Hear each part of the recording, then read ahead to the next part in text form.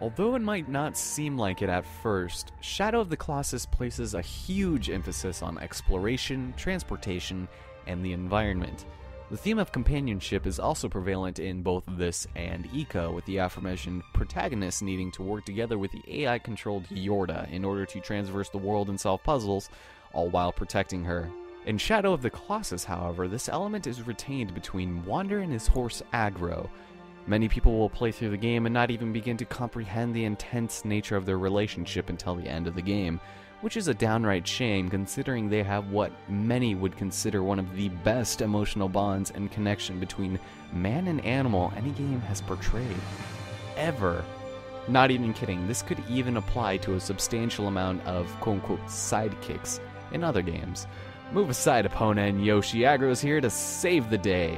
Aside from not only A, being the most convenient method of transportation this game has to offer, B is required for nearly a fourth of the fights against the Colossi, and C being literally the only companion you have over the course of the game, I think it's safe to say Agro is one of the most valuable assets you'll have over your journey throughout the Forbidden Land.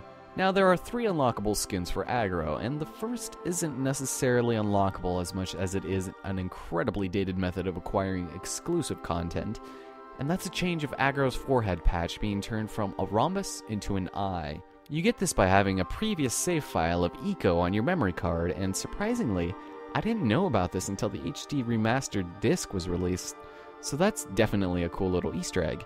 Unfortunately, that's the only way you can go about obtaining it. You can also unlock 2 different colors for Agro, and they're brown and white. You have to clear 16 Colossi in time attack to get her brown, and all Colossi on both time attack difficulties to unlock her as white. The game will let you know when you've got them, and to actually use them, this is kind of unusual. You have to hold down square while you're selecting load game and your save file at the same time in order to get that color. To get her white, do the same thing but hold circle instead, and there you go. Aside from the visual appeal, however, literally nothing else is different. Now, we're only roughly halfway through our journey, so some aspects of the relationship might not seem nearly as pertinent as I've said so far, but as long as you pay attention, it'll soon be clear. How would you feel in a situation as dire as Wander's? To save a love you don't truly understand, in a land as desolate as death itself? Could you really ask for a better companion?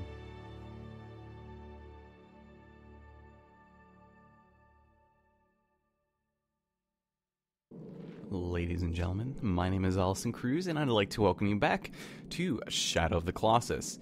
In the last part, we went and took out the 6th Colossus, Barba, in the underground temple, and now we're going to go take on the 7th, which is the water-dwelling electric eel Hydrus, who I accidentally called Hydra in the last part, so I apologize. Now, I say we bring out all the big stops because we've got ourselves probably one of the cooler weapons you can acquire, and that lofty title goes to the lovely flash arrows. We're playing on normal this time, and we're halfway near the end of the game, so I figured, might as well start bringing out our weapons of mass destruction. Now, when something called the flash arrows comes to mind, what do you think of? Well, basically, this is our one and only far-ranged explosive weapon, and it's similar to the Harpoon of Thunder in the sense you could damage a Colossi simply by shooting it, but you still need to finish off its weak point with your sword. And you might want to be a little bit careful because the splash damage can hurt you and knock you unconscious, as well as hurting poor little Agro here. That would not be good.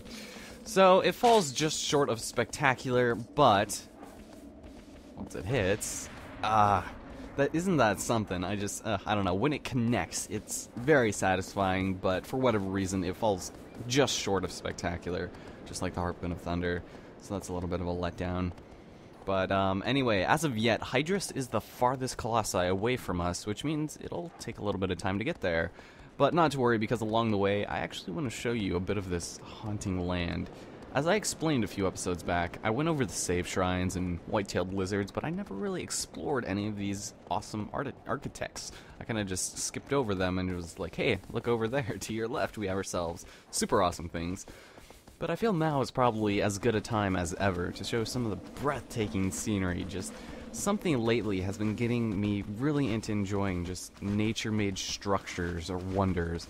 I mean, this game already reeks of awe and beauty, and for whatever reason, I've been taking it much more differently recently, and I can't really say why. I mean, I've always appreciated it in the fact that, I could respect that things have been made by man, and that even similarly things have been made by nature. But maybe I'm just getting a little older, and I'm just ungrounding myself, so to speak. I don't know, but here we've got a save shrine I'd like to make note of. There's, ooh, the white-tailed lizard is already there for us. So I guess we can probably just go ahead and murder him just for kicks. And let's, I missed, but let's, might have to switch to the explosive. Oh, actually got him. That's really depressing. I'm sorry. I didn't think I was going to get you from there, but that works. So, every single save shrine is practically identical in its structure build, which means you go along the backside and you climb up it. It'll have a white-tailed lizard, or sometimes it'll have more than one, and go ahead and eat its tail. And you can climb up it and view the scenery from afar, which the camera will pan out and show you the world around that save shrine. And there's, I think, 25, I think is what I said last time. But it's very impressive, and I wish I could do this for all of them, but simply not enough time in these videos. But just look at, the camera moves out by itself, and just, I don't know, just look at this place, man. It's like, could you do something like this similar in real life? I'm sure you could, but just like, with nobody else around. There's literally not a single soul aside from us and the Colossus, Colossi rather, but God, that is beautiful. I don't know, but alright, Agro, we're gonna pull some Zoro shit here. Let's do it. Oh God, I'm sorry, Agro, I didn't mean to do that. Kinda just butted heads with you really hard there. So yeah, it's just, I don't know, this game just does something to me.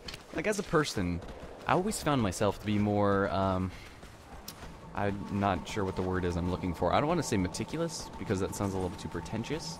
But I feel like I've always focused more on the finer details of things. Like recently we were playing a gig, and they showed us the flyer we were on, and the guy asked me what the first thing I noticed was when I looked at it. And I was being half sarcastic when I said it, but I said that our font, that our name's font, was the same as everyone else's, so it felt generic and not as unique as it could have been. But apparently that was the wrong answer. Admittedly, it was the first thing I noticed. And the fact that it was extremely similar to Comic Sans didn't help matters much, but who knows. I turned 22 in June, and it feels like I'm too young to be thinking I've lived long enough to have a deeper interpretation of life and to have found this meaning through video games and films, but I honestly believe it's more about the concept of these things rather than the mediums themselves, if that makes any sense, which clearly it probably doesn't. I'm just killing geckos at this point. So I actually want to look at this save shrine here as well, since we're near it, and Agro doesn't seem to like to accelerate when I'm standing on her back, which is fine. I would feel kind of weird about running faster if there was a person standing on my back. So let's see if we can take this guy out. I'm going to use the explosive flash arrows, which seem so out of place for this game. And I wish they weren't slow. I wish they could actually kill the Colossus. It seems like it do quite a bit of damage. And let's see if we can actually kill this. Yeah, oh God. I think he's dead. I think he's dead. I'm sorry. It's really unfortunate. Sometimes the physics in this game are really wonky, in case you didn't already tell. But one time I shot a flash arrow at a gecko, and he went flying literally 30 feet away from the save shrine, and I felt really bad because it was like, oh man, because they still struggle to get up, and you just confiscate their tail, which is the only thing left of them, and then you eat it, and that's like just rubbing dirt in the wound. So I'm sorry, all white-tailed lizards I will end up killing over the course of this game. But this place isn't really nearly as spectacular. It's just kind of like a mini gorge, but I don't know. I like it still. And the excessive bloom lighting is, I don't know. It works well in certain things, but I don't want to feel like I'm looking through lens flare or just, I don't know, trying to see a solar eclipse or something. I don't know, but ugh, damn it. I'm sorry, Agro. At least I didn't smash my head into yours. Oh yeah, in case you didn't notice, I have brown Agro right now, which means that I made the introduction for this video for the Agro. I don't know. I don't usually record those until after I'm done with everything, and I just have a bunch of little informational segments that I record all at once, and I haven't done that for this yet, so hopefully it wasn't terrible. But here we have this gate to this beautiful lake area, and I don't know, I love it. It's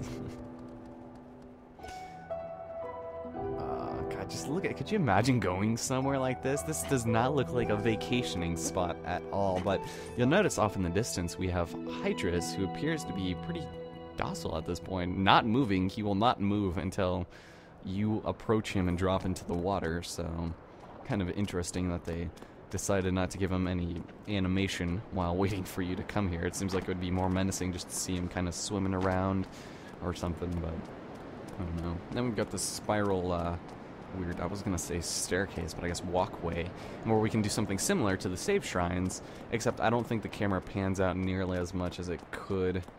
Yeah, it's still kind of cool, I guess.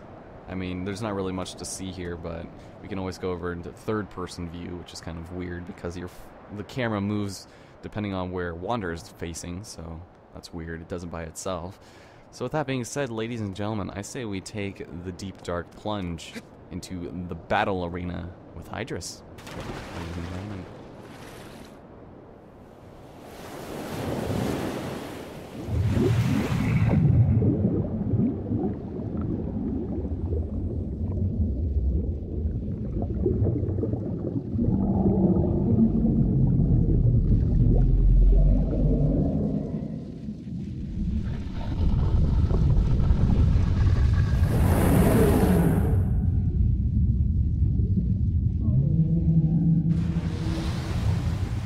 So here we have Hydrus. On normal time attack, you have an incredibly generous 12 minutes to take him out, while on hard, you have 8. But it should hardly be a problem because he has only one weak point across both difficulties, and that's right on top of his head. Now, interestingly enough, he has 3 spikes along his spine, as you can see, and has electrical organs behind them that you can stab to reduce his health and his ability to attack you. If we take out all of those minor weak points, there's literally no way he can hurt us. Now, due to him being a water snake, Hydrus has no limbs, and is actually the first of only 2 Colossi we'll be fighting in water, so I guess that's a plus. Now, enticing him to come for us is probably the lengthiest part of this fight. Fortunately, we were lucky here, because sometimes he won't come to you for a while, and once he's aggroed onto us, it shouldn't be too much of an issue grabbing onto the very back side of him, but you are going to want to avoid the electric shocks, because those are painful. So go on, grab onto that, and very nice. And so we've effectively initiated the battle, and eventually he'll start surfing along the surface of the water here, in which case we can start running along his spine and taking out all of his weak points if you feel like it. Now, speedrunners will do this a little bit differently. They'll just run past all of their weak points and go straight for their head, but you run the risk of dying in a single hit because the electric organs do quite a bit of damage, and so just be a little bit wary of that. I just like going alongside of them, you know. My fastest time in beating this, I can't remember, is like 3.5 minutes or something, but that's just on time attack, and of course, here we are all super souped up, and so, yeah, nice stuff. You want to be careful because Wander is particularly unstable on the back of this moving behemoth, so keep in mind that he has a little bit of trouble staying steady on there, but fortunately we have a lot of grip, so no need to really worry about that. And so once we get near them, you're going to be careful because they'll start electrocuting you, and you have to be pretty close for them to hurt you. They were pretty generous on that, so we'll go right over here and take out each one and deal a little bit of preliminary damage. Not really that much, actually. I think it only has like a combined percentage of 30% of his overall health that you do if you destroy all of them, but like I said, it's completely optional. You don't have to take these out. The one closest to his head, though, is right next to his weak point, and that's where you want to be careful. So I would recommend taking this one out at the very least, because if he goes underwater, you're pretty much SOL, especially on time attack, since you have such little health. So I say we go ahead and take care of this. And once you... Whoop! Oh, that was really close. Once you've reached this point, you've effectively beaten the battle. So with that, well, if we would stop submerging underwater, stop being so docile. Alright, Hydrus. It's nice knowing you.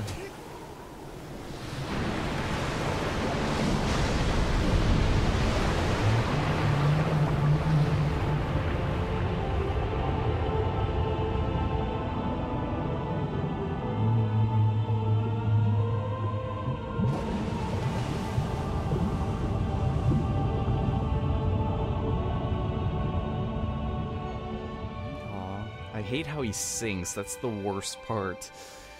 He does sink initially, but he will come back once you come back and you want to fight him in reminiscence mode. But I don't see any of the tendrils coming towards us, so I don't know if that's a good thing, but I guess we should probably make way for the shore before anything bad happens. The worst part is not knowing where they are. Oh god!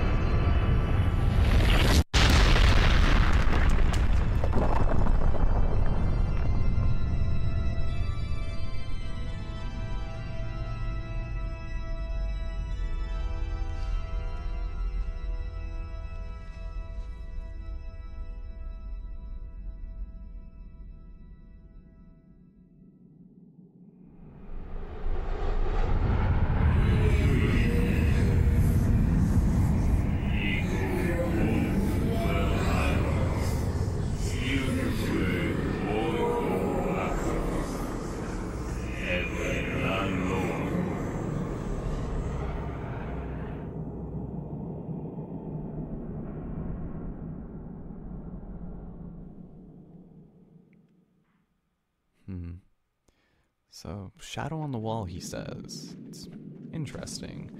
But with that being said, ladies and gentlemen, join me next time on Shadow of the Colossus, where we will be going to quite possibly the most beautiful place in this entire game to fight quite possibly the biggest laughingstock of this entire game, alright? Hope you guys enjoyed this part, and next time, we're taking on Kudamori, alright? My name is Ellison Cruz, and hope to see you guys there.